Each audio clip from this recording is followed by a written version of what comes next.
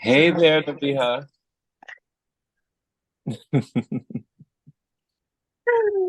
Hey there, Jerome. And just thank you for coming. This is an awesome time. We've been reading a lot of books lately, you know, a lot of books. And I thank you for actually getting me back on this journey because it reminds me when I was younger, I used to read a lot. And somewhere down the line, I stopped.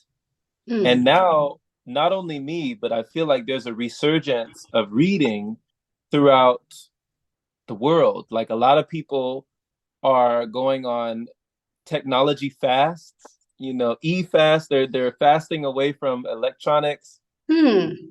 and they're gravitating toward books again. And I think it's just a resurgence. It's a wonderful time. Just people are realizing how much they love reading when they're taking time away from technology.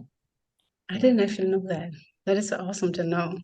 I thought I was the only one that thought like, okay, I need a break from technology, and I love reading. So I'm happy that you got back to reading.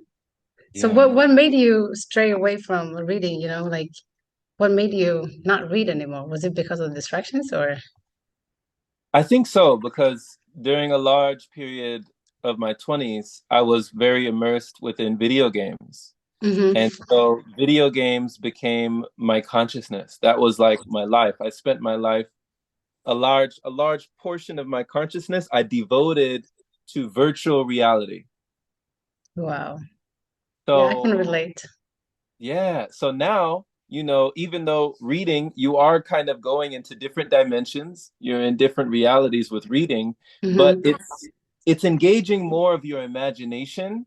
And I feel like there's there's less stress, there's more relaxation, and it actually raises your vibration when you put yourself in a book, taking that look. So Yeah, I I enjoy know. reading a lot more. I think it's more satisfying and gratifying in the long term. There's less like short-term gratification, those Mm-hmm. quick hits of dopamine, but it pays off even more when you invest that time into the characters, into the lessons, into the teachings, which we're going to get into these beautiful books that we've been reading. Yeah.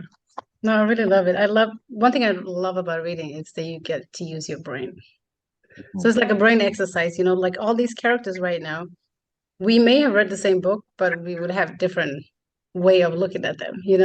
So that's what I love about reading because we can read the same book Mhm. but have different perspectives, right? Right, right.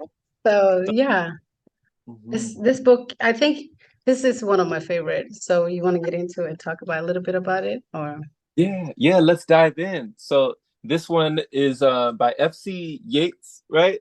FC Yates. yeah. The rise FC Yi. Yeah, the rise of Kyoshi, FC Yi. And you know, Kyoshi was talked about in the TV show, but they didn't dive deep as they do in the novels.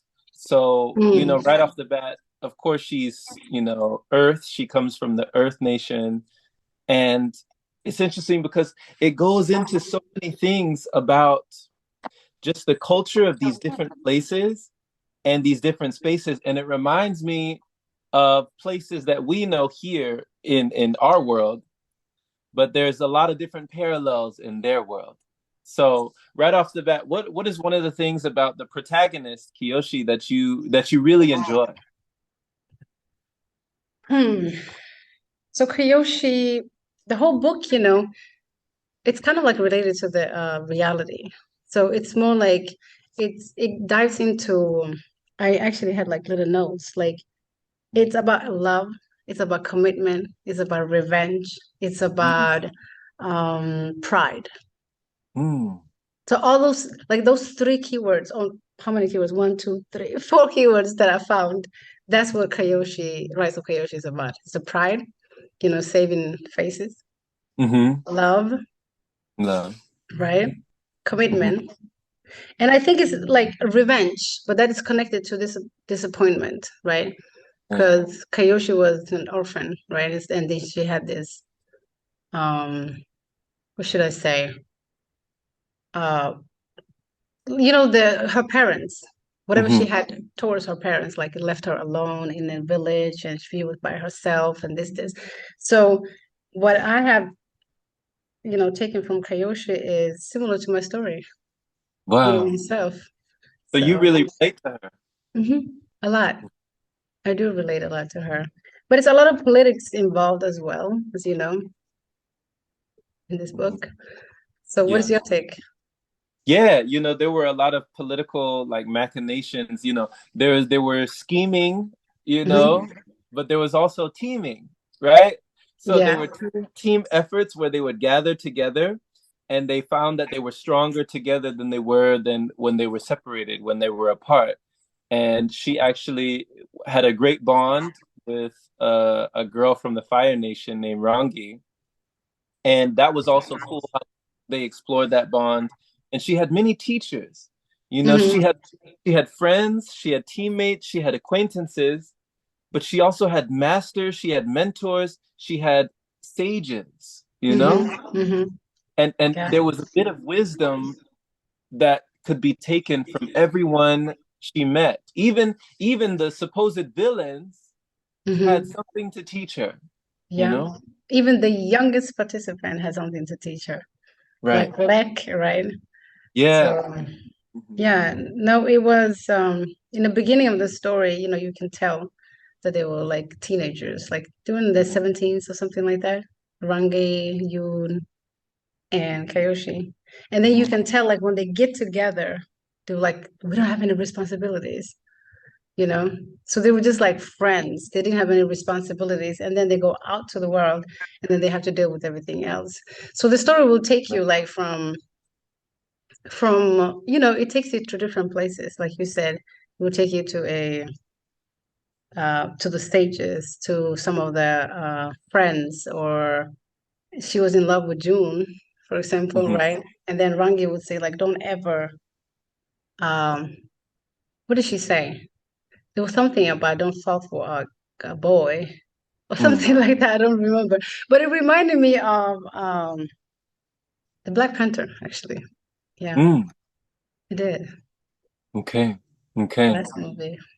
Wow. Wow. So, in these lessons and like throughout her progression, what was one of the lessons that you took to heart, or something that really touched you in a way that you felt like was some real wisdom that you could actually apply to your life?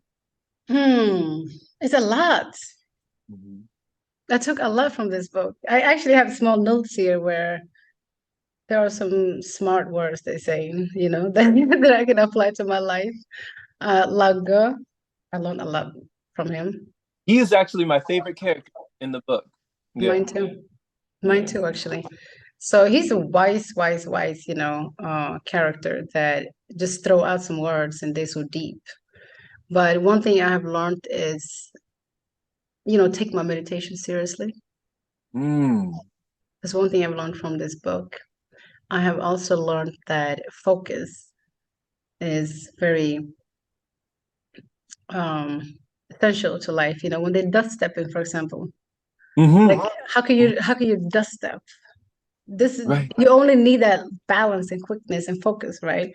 So everything was more like aligning with yourself. Like when Rangi, she's a firebender, but when she was teaching Kyoshi, for example, how a firebend, she said some smart words like, you're not supposed to make the flame, you know.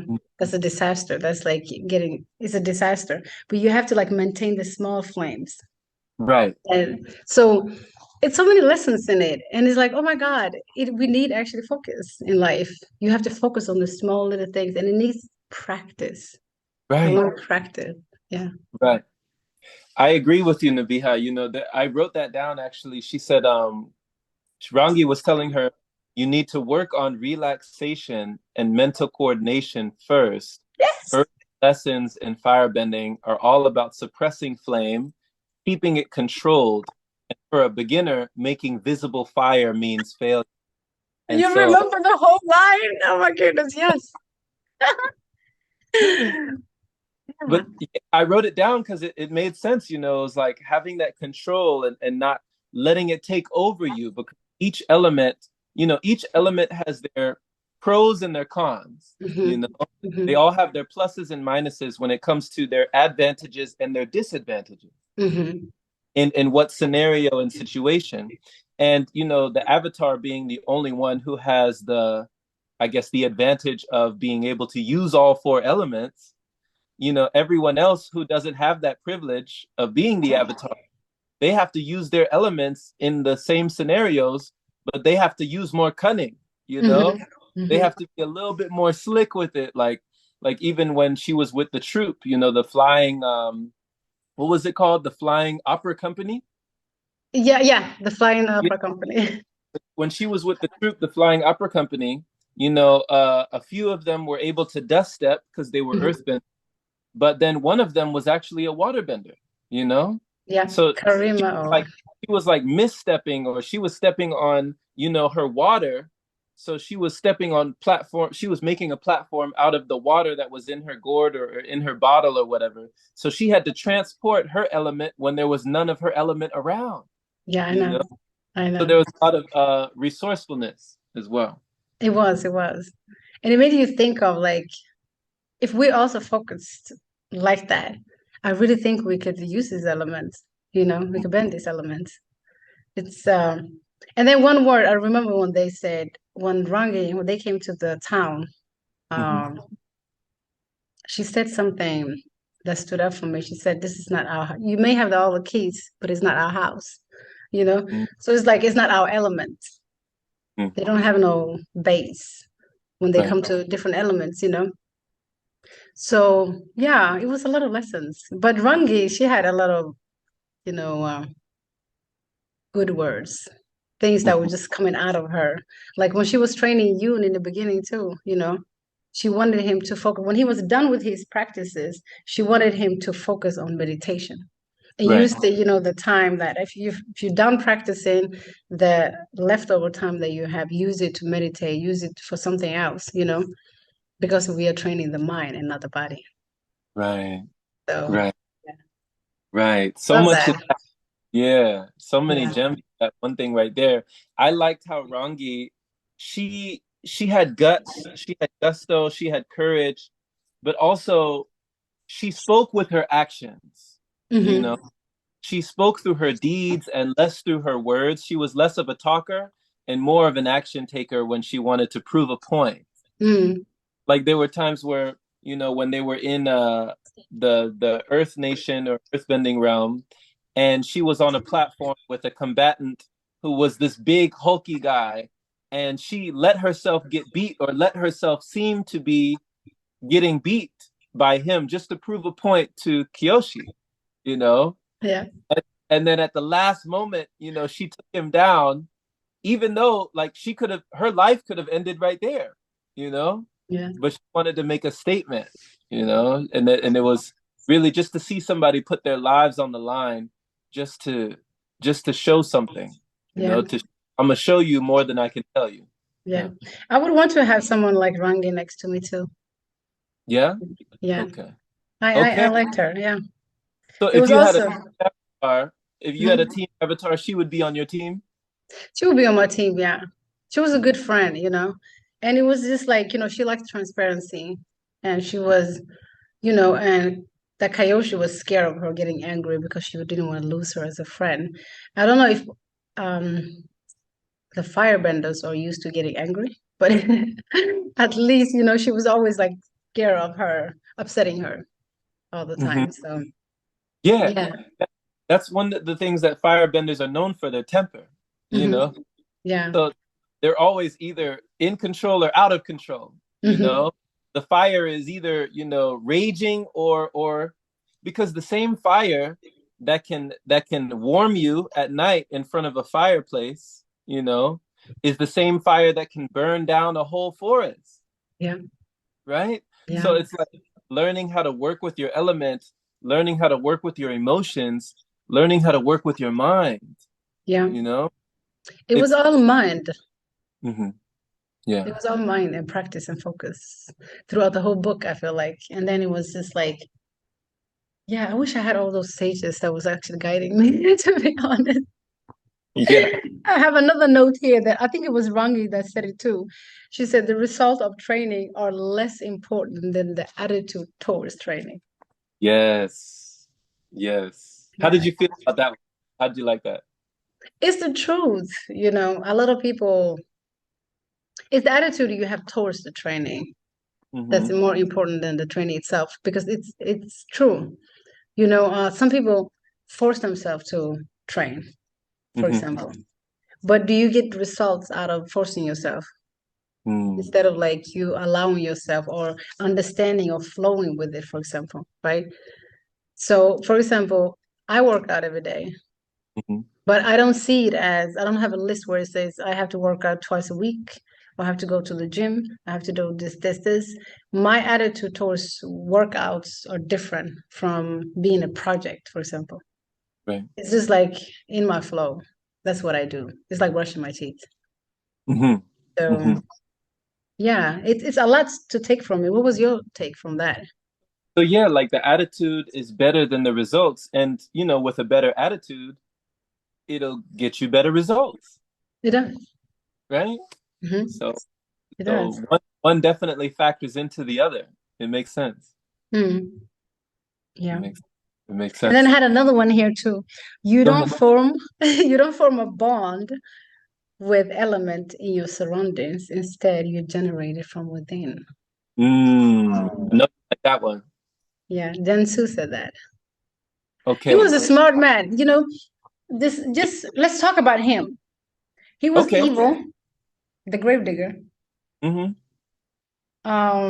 But he was a man of a mission. Right. Right. In fact, hold on. I had it written down that when Lao Ge was talking about Janju, Hmm. he was talking about how like he knows. Let me see. What did he say? I wish. Oh yeah, he said I don't care to kill Janju. He's competent. He surrounds himself with competent people. I wish the Earth Kingdom had 100 Janjus. We'd enter a new golden age. I was like, whoa, you know, when Yeah. he said that about him, because he was pointing out that even though to many people he might have seemed menacing, he might have seemed ruthless, he might have seemed cunning, to him, he saw competent qualities, you know? He saw qualities of a man, like you said, on a mission, a man who wasn't afraid to get the job done. Hmm. He That's, had a mission. So yeah. if it feels like when I think of Gensu, um, he was always on a mission. Mm-hmm. On a mission to train the avatar, on a mission to he was always on a mission. He Mm-hmm. didn't care if June died. He wanted Right. to figure out who's the avatar. However Right. he did it, he didn't care for it. Like the people that he killed, did he kill them? Mm. Like that's the funny part of it. I understand what Lago mean by competent men because he told them, how did he kill them? Do you remember how he killed those people? Lauga or Genju? Genju. Yeah, he buried them under the ground. He made them go into their own graves and then he covered them. He covered the Yeah. grave. Yeah. But who dig the grave? Like I think he undid the ground, so he gave them like there was some sort of order or ultimatum or something like he tricked them somehow, but he said later on that his element that he would rather bend was people. He was a people bender. I think when Mm, he talked mhm. about how he said that's where you're wrong. The illusion. Oh wait, no, no, no, no. Oh yeah. Like I once explained to a former pupil, strength is bending people to your will, not the elements. So Jan, Yes. he was more of like, even though he had profound skill, when it came to earthbending, because only a profound earthbender could have done the things that he was doing with the earth, and it was so subtle. You Hmm. remember when he was fighting against, and of course we could put, of course the title we'll put spoilers so people know that there's spoilers. But when he was fighting, uh the airbender, the air Mm. nomad. And while the air nomad had sent Kelsang sent like a whole tornado at him, like a gust of wind, right? And he was fighting him, to in defense, and Janju was fighting in offense. Hmm. One was fighting to win, and the other was fighting just not to lose, Hmm. right? Hmm. So he sent like a sliver of rock, like a splinter, a little sliver, and he shaved it off, and then like threw it through the wind, and it like took like a sliver off of the neck, and it was over. You know, it was over. So that kind of subtle manipulation of the earth, that magnitude is great that I hadn't even seen in the TV show. But also with just the manipulation of people, the bending of people, I think that went above and beyond, and that's probably why he was, so outstanding in the political arena. You know, It was a mind bender. yeah, Mind bender. Like, yeah. so what he did with those people was that he told them he will free whoever that dig the grave. You know, Okay, if you finish digging this grave by this time, I will free you, he said. And he okay. said some of them even killed each other for the shovel to Wow, dig. wow, And once they were done, everybody that was done with their grave, he just took the ground down, poof, and then they were underneath. So wow. for him, it was like, I didn't do anything. They did it themselves. Did it to themselves. Yeah, They did it to yeah. themselves. They dig their own grave. I just took Mm. the ground off, you know? And they believed him, but that means like he bended their mind. That means Mm-hmm. like those people are weak people that don't have a mind on their own, Mm-hmm. right? Mm-hmm. So when Lagu is saying like, I respect him, he wasn't assassinate himself, right? Like, but also there was one time they said, you will always ending up hurting something. If you Mm. save in this part, you will end up hurting this. Right. So that's how both of them see it, So it's all about saving face, saving your name. Mm-hmm. And then he wasn't doing anything wrong. He was just bending mind. So he knows how to fight with all elements by Right. the mind. Right. And I like what you said there, Nabiha, about like the cost of saving one versus another, what happens as a consequence when we go this direction instead of going down that direction. I think the book really illustrates choices Hmm. Hmm. that we always Yeah, have, and our choices define and actually determine our destiny, you yeah. know? It actually does. One part where La Go was talking to Kyoshi was when she encountered this young guy, Mm. and he said, "You better kill him now, or you will deal with him later." She said, "He's Right. just a young. I can't kill a kid, right?" And he said, "It's gonna be a bigger problem. You better take care of him right now." She couldn't do it, right? But Mm. what do you think of that? Like what he was saying in his logic, it was like this is gonna grow to a bigger monster. Right. Even if he's look cute right now, he said he's the same age as Lek, so he can discern between, right and wrong and just take his life. Wow. Yeah. Wow. It was And decisions like that was hard. and it also gave a perception of who Lao Ge was, because I mean, in all the years of life, which we don't actually know, the book doesn't actually tell us specifically how old he is, Yeah. It just kind of hints that he's like hundreds of years old, Hmm. because he knew people, on a first name basis. He knew people, like he had friends that were like back in ancient times, Hmm. you know? Hmm. So who knows, him being an assassin, who knows how many people that he has taken out, and he's had to live with all of that. Yeah. So he's still alive, and he's had to carry all of these things, all of those hard choices, those tough choices that he made. He carries that with him. Yeah. And he spends all his time in meditation. He you know, does. so in a way, it's almost like the meditation is even allowing him to cope with all of his decisions. Yeah. Yeah. I was actually thinking in the beginning why he chose to display as a drunk guy. Remember when Kyoshi Yeah. first met him? He was this drunk guy, and she gave him some money or something like that. Hmm. So in the character, it looks like he's kind of like a weak old guy.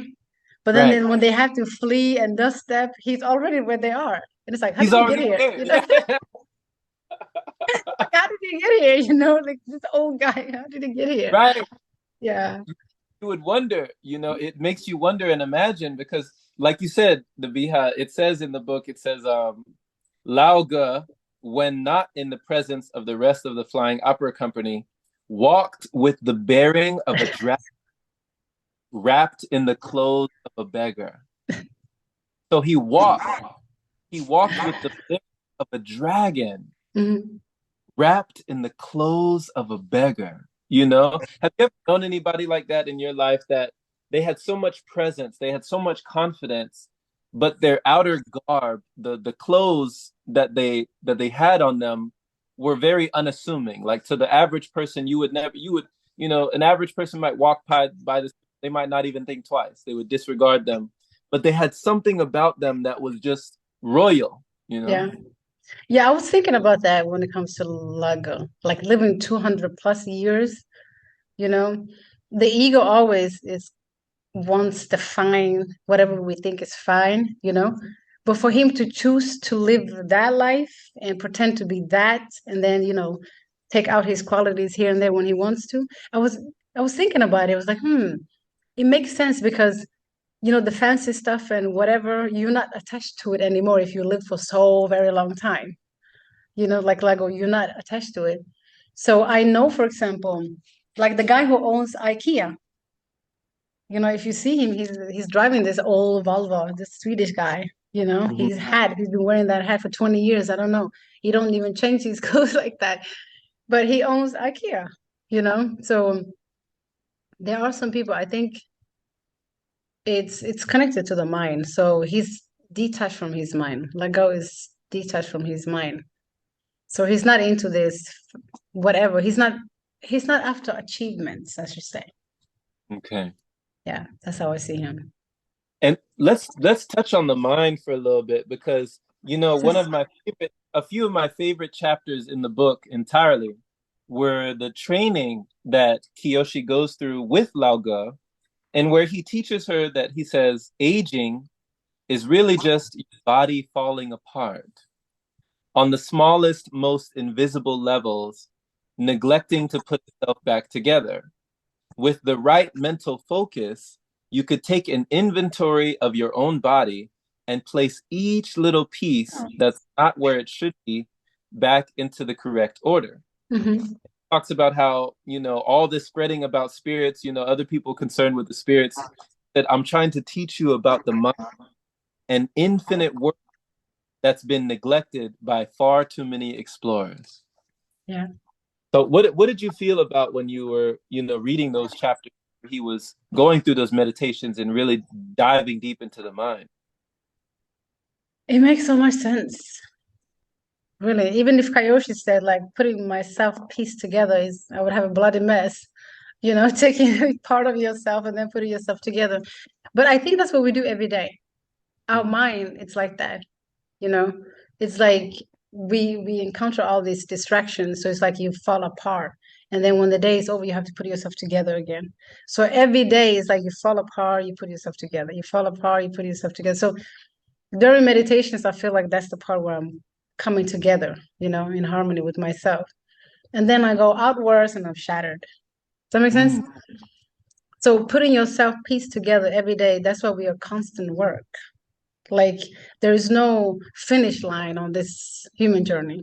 It's not mhm. like, oh, I'm done, I'm healed, I'm enlightened, and this. I've heard a lot of people say that, but that's not true. They wouldn't be on your screens, enlightened, I'm done. No, you're not done. It's the constant work, like he's saying, put your pieces together every day. Right, right. And just like you say, Nabiha, when you talk about the constant work, he said, this isn't spiritualism. You don't have to believe, you simply have to practice. Yes. That was You have big, to, yeah. right? Because I think belief itself is a disaster. when you believe in something, that's why people think like believing in this and believing in that, this is better than that. That's the ego telling you that this belief is better than that belief. So you should leave the belief alone. Don't even believe, just practice. Just practice. Just practice. Yeah. That's how I see it, too, like him. Hmm. Yeah. Wow. And Wow. then he said another one that I had here, that was Hayron who said it. She said, what you do when no one is guiding you determines who you are. Yes. It Yeah. does. It is Yeah. who you are. Yeah. You know, So, people integrity, mhm, you know, yeah. integrity, accountability. Can you be accountable for yourself when no one is watching? Hmm. Can you do the things like Ellie Tom too? You know, Ellie Tom, he would tell people like, we can easily talk ourselves out of Hmm. meditation. He would tell people like, we can easily talk ourselves out of meditation. You know, Hmm. he defined discipline and self-discipline as two different things. He would say Yeah. discipline is what you do in front of others. Self-discipline is what you can do by yourself Yeah. when no That's one true. is there. No one's there to keep track. No one's there to give you validation. No one's there to pat you on the back and say good job. What do you do when it's not going to be acknowledged, Yeah. you know? I And think they should be identical. What you do when you're by yourself is what you should do with others. I feel like you shouldn't have yeah. two faces unless it's, life, your life is depending on it and you have to act or something like that. But other than that, I think, what you do when you're by yourself is the true you. Mm. It is the Mhm. true you. Because it's always like people pleasing and this, and this, that. So, yeah. Yeah. And it was a And lot about trust as well. trust, go ahead. Yeah. No, I mean, like Kyoshi, when it comes to, she was always like uncertain about things, Mm. like decisions, people, coming from her, I understand that she would be skeptical about things. But when it came to when they were in the iceberg, when they find out her secret, for example, like what made her do that? That was because of trust, right? She has some trust within herself, I think. So I feel with us as well, it's the same. When you have that trust within yourself, you're capable of doing more, you Right. know? Yeah. Right. And couldn't it be that, what you practice will soon be revealed in public? It comes Hmm. out Hmm. in public. You become that though. It's like whatever you practice, you become that. If you practice meditation every day, when you walk outside, people can tell that you're a meditative mind. So it comes on the outside. Have So people ever asked that, Nabiha? Like, have people ever been around you and been like, there's something different about you. Do it's you med-" yeah, I've had a lot of people say that, you know, and they talk about aura and this. I never talk about no aura, but you can sense when you're with someone and it's just like sense of peace. When they have Yes. that peace within themselves, you have that peace with outside. Yes. Oh Yeah. man. I'm getting chills while you're talking about this because just the other day I was at a skating rink Mm. and I was just sitting down, I had been skating for a good hour or so already. And I was just sitting down on the side, with other people around me. And some girl came over and she gave me a high five and she walked away and I just sat there and I was just breathing. And I didn't even notice, but someone was sitting right next to me. And after 5 minutes, they were like, wow, I can feel your peace. Oh, that's nice. Yeah. They said that. Like, I don't usually hear this, but she was like, I feel your peace. Yeah. You're so peaceful. I feel it. I can feel you. Yeah. I was like, wow. I took it as a compliment that, I've come a long way because it didn't used to be like that up, you Mm. know. But it should radiate, the peace should radiate, just like the chaos will radiate out of you too.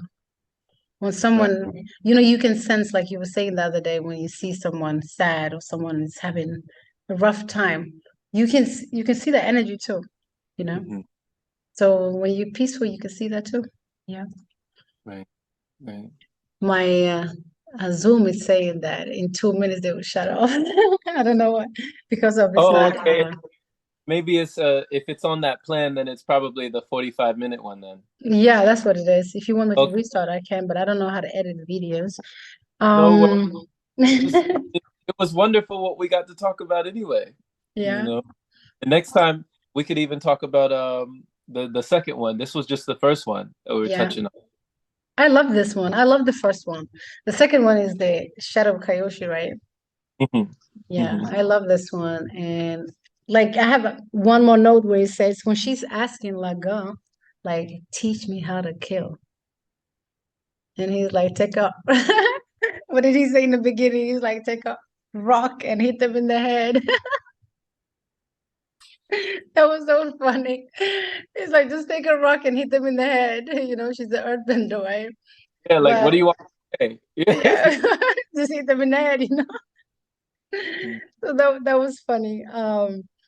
But yeah, that she learned how to kill, but at the same time she got like big heart, right? So I love this book. So if you want to continue talking about it another time, we can. But I'm ready for the other one too. Okay. So we can match them to go part two and then also talk about book two. We'll keep it Yeah, rolling. yeah, because I have a lot of good notes here. Right. Even from the youngest character in this book was had some good points. It was amazing. I loved it. All right. Well, blessings. Thank you. Blessings to you too, Jero. Talk to you soon. All right.